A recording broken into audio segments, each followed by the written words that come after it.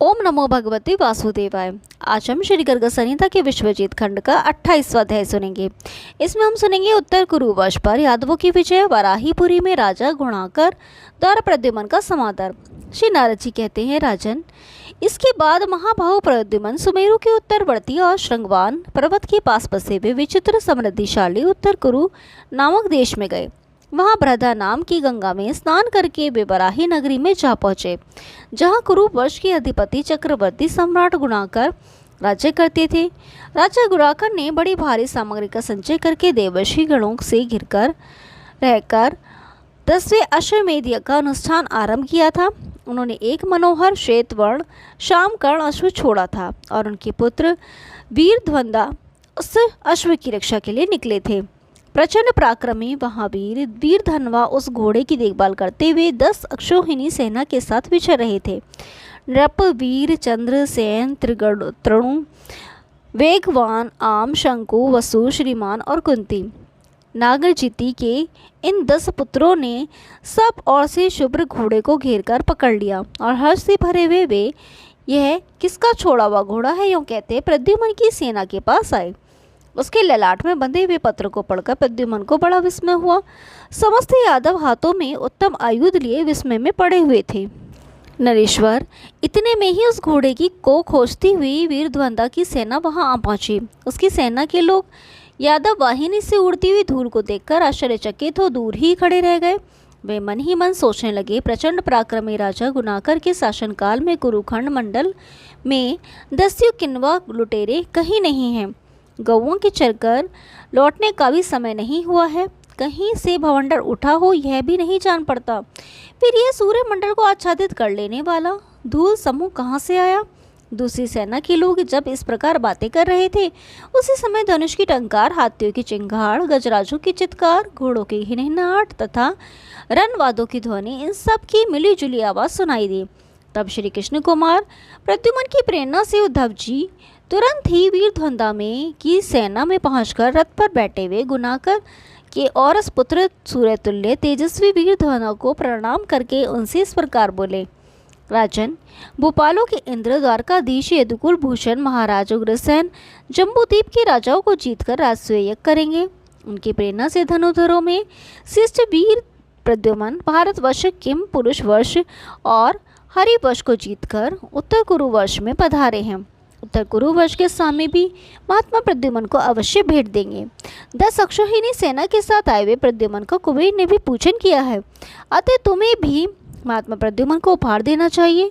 उनके द्वारा बांधे गए यज्ञ पशु को लौटा देने की इच्छा इस भूतल पर और किसमें है? साक्षात भगवान श्री कृष्णचंद्र उनके सहायक हैं।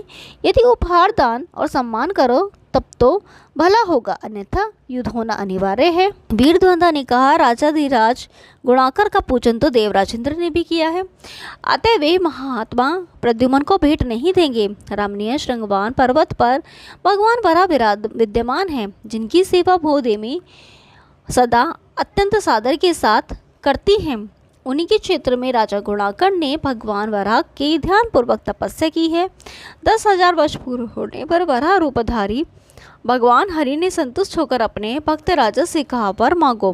राजा ने श्री हरि को नमस्कार करके पुलकित और प्रेम से विवल होकर कहा, भगवान, आपको छोड़कर दूसरा कोई देवता, असुर तथा मानव मुझे भूतल पर जीतने वाला ना हो, यही मेरा अभिष्टवर है।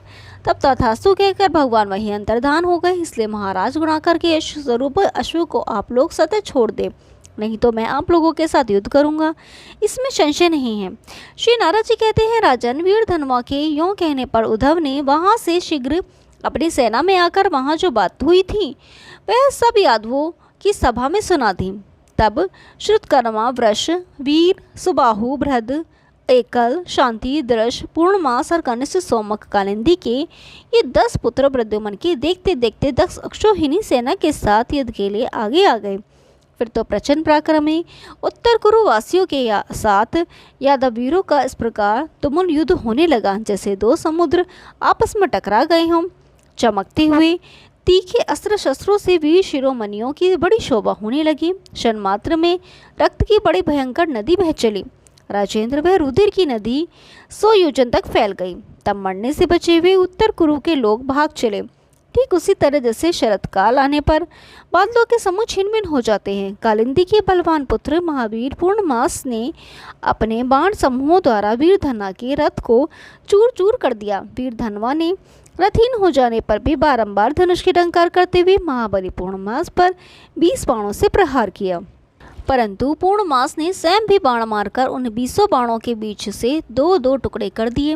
राजेंद्र वीरधन्वा ने भी एक बाण मारकर पूर्णमास की गंभीर ध्वनि करने वाले प्रत्यंचा को उसी तरह काट दिया जैसे कोई कटु वचन से मित्रता को खंडित कर देता है। तब महाबली पूर्णमास ने लाख भार की बनी हुई भारी गदा हाथ में ले तुरंत ही वीरधन्वा पर दे मारी। गदा के प्रहार से व्यथित हो मदोत्कट योद्धा वीरधन्वा ने श्री कृष्ण पुत्र पूर्णमास पर परिघ से प्रहार किया। तब पूर्णमास ने उठकर अपने दोनों हाथों से पवन नामक पर्वत को उठा लिया। फिर महाबाहु वीरधन्वा ने भी पाही पात्र नामक पर्वत को उखाड़ा और वह रणभूमि में खड़ा होकर गरजने लगा। उन दोनों योद्धाओं के द्वारा एक दूसरे पर फेंके जाने से मर्दित धर्षित हुए उन पर्वतों ने उत्तर कुरु देश को भी चूर चूर कर दिया। तब श्री कृष्णपुत्र पूर्णमास ने वीरधन्वा को उठाकर वेग पूर्वक घुमाते हुए उसे वराहीपुरी में फेंक दिया। वे वीरधन्वा गुणाकर के यक्ष यज्ञ स्थल में जा गिरे और मुंह से रक्त वमन करते हुए मूर्छित हो गए। उनका युद्ध विषयक वेग नष्ट हो गया था। उस समय वराही रूपपुरी में महान हाहाकार मच गया। देवता और मनुष्य की दुंदुभियां बज उठी। देवताओं ने पूर्णमास के ऊपर फूलों की वर्षा की। अपने पुत्र को मूर्छित हुआ देख राजा गुणाकर यक्ष यज्ञ स्थल से उठकर खड़े हो गए और उन्होंने अपना दिव्य कोदंड लेकर युद्ध करने का विचार किया। धर्मज्ञों में श्रेष्ठ और सर्वज्ञ विद्वान मुनिंद्र वामदेव उस यज्ञ में होता था। उन्हें युद्ध में जाने के लिए उद्यत देख वामदेव जी ने उनसे कहा। वामदेव जी बोले, राजन, तुम नहीं जानते कि परिपूर्णतम परमात्मा श्री हरि देवताओं का महान कार्य सिद्ध करने के लिए यदुकुल में अवतीर्ण हुए हैं। पृथ्वी का भार उतारने और भक्तों की रक्षा करने के लिए यदुकुल में अवतीर्ण हो वे साक्षात भगवान द्वारकापुरी में विराजते हैं। उन्हीं श्री कृष्ण ने उग्रसेन के यज्ञ की सिद्धि के लिए संपूर्ण जगत को जीतने के निमित्त अपने पुत्र यादेश्वर प्रद्युम्न को भेजा है। गुणाकर ने कहा, ब्रह्मन, आप परावर वेताओं में श्रेष्ठ हैं, अतः मुझे परिपूर्णतम महात्मा श्री कृष्ण का लक्षण बताइए। वामदेव जी बोले, जिनके अपने तेज में अन्य सारे तेज लीन हो जाते हैं उन्हें साक्षात परिपूर्णतम परमात्मा श्री हरि कहते हैं। अक्षांश, अंश, आवेश, कला तथा पूर्ण अवतार के ये 5 भेद हैं। व्यास तथा महर्षियों ने छठा परिपूर्णतम तत्व कहा है। परिपूर्णतम तो साक्षात भगवान श्री कृष्ण ही है, दूसरा नहीं, क्योंकि उन्होंने यह एक कार्य के लिए आकर करोड़ों कार्य सिद्ध किए हैं। श्री नारद जी कहते हैं, राजन, श्री कृष्ण का महात्म्य सुनकर राजा गुणाकर ने वैर छोड़ दिया और भेंट उपहार लेकर प्रद्युम्न का दर्शन करने के लिए आए। श्री कृष्ण कुमार की परिक्रमा करके राजा ने उन्हें नमस्कार किया और भेंट देकर नेत्रों से अश्रु बहाते हुए वे गदगद वाणी में बोले। गुणाकर ने कहा, प्रभु, आज मेरा जन्म सफल हो गया। आज के दिन मेरा कुल पवित्र हुआ। आज मेरे सारे क्रतु और संपूर्ण क्रियाएं आपके दर्शन से सफल हो गई। परेश भूमन, आपके चरणों की भक्ति ही परमार्थ रूपा है। साधु पुरुष के संग से आपकी वह पराशक्ति भक्ति हमें सदा प्राप्त हो। आप ही अपने भक्तों पर कृपा करने वाले साक्षात भक्त वत्सल भगवान हैं। आप मेरी रक्षा कीजिए, रक्षा कीजिए। प्रद्युम्न ने कहा, राजन, आपको ज्ञान और वैराग्य से युक्त प्रेम लक्षणा भक्ति तो प्राप्त ही है।